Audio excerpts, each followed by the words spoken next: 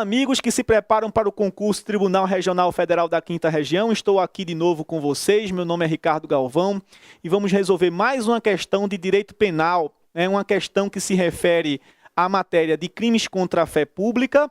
Envolve duas infrações penais que são os crimes do artigo 289, crime de moeda falsa, e 291, crime de petrechos para falsificação de moeda.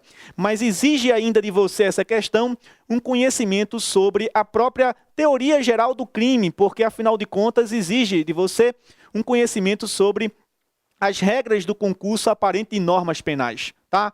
Então, vejam só. É muito comum que a gente tenha a situação de falsários de moeda, ou seja, pessoas que falsificam moedas metálicas ou papéis moeda, com a utilização de um maquinário, de um equipamento especialmente destinado à falsificação de moeda. Então, o agente ele adquire ou ele constrói, ele fabrica uma máquina especialmente destinada à falsificação de moeda e faz uso dessa máquina efetivamente para falsificar a moeda. O problema aqui é o seguinte, que você tem, primeiro, o artigo 289 do Código Penal, que pune a falsificação de moeda de forma dura, com a pena realmente severa. E o artigo 291 do Código Penal brasileiro, que estabelece o crime de petrechos para a falsificação de moeda, punindo como criminosa a conduta daquele que, de alguma maneira, fabrique ou adquira ou possua ou guarde um equipamento especialmente destinado à falsificação de moeda. Então, a pergunta é, se a pessoa tem uma máquina especialmente destinada à falsificação de moeda e faz uso dessa máquina, ele responde somente pelo crime de petrechos, responde somente pelo crime de falsificação ou deve responder pelas duas infrações penais? E a resposta para essa pergunta a gente vai dar de uma maneira simples, apenas dizendo o seguinte, que se o crime de petrechos, se a aquisição do equipamento, ele é um meio para o alcance de um fim, que é justamente a falsificação da moeda, o crime fim vai absolver o crime meio. Consequentemente, o agente só deve responder pela infração penal fim, que, via de regra, é uma infração penal, claro, mais grave. Então, é o que justamente essa questão ela reserva para a gente.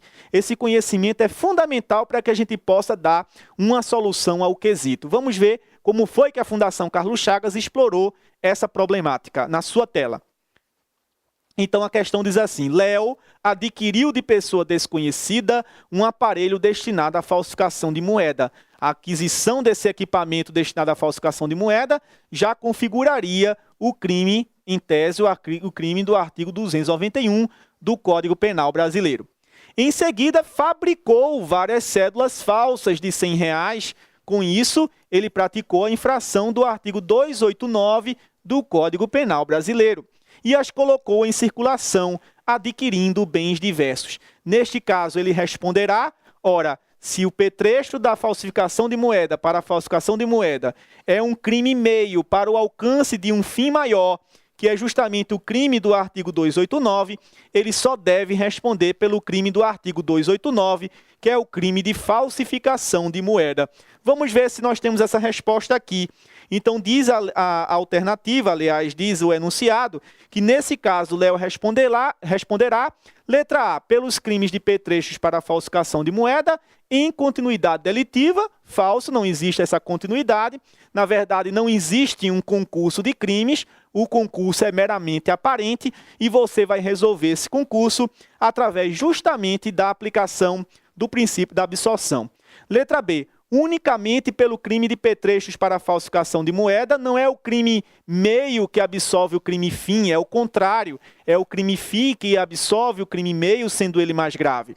Letra C, pelos crimes de petrechos para a falsificação de moeda e moeda falsa, em concurso formal, como eu disse, não há um concurso de infrações penais, o que a gente tem é um concurso aparente de normas. A mesma coisa ocorre na letra D, que fala que o concurso é material, a gente não tem um concurso de crimes, o concurso é meramente aparente, já que o agente ele só responderá pelo crime fim. Então, letra E, ele deve responder unicamente pelo crime de moeda falsa, que é o crime do artigo 289 do Código Penal.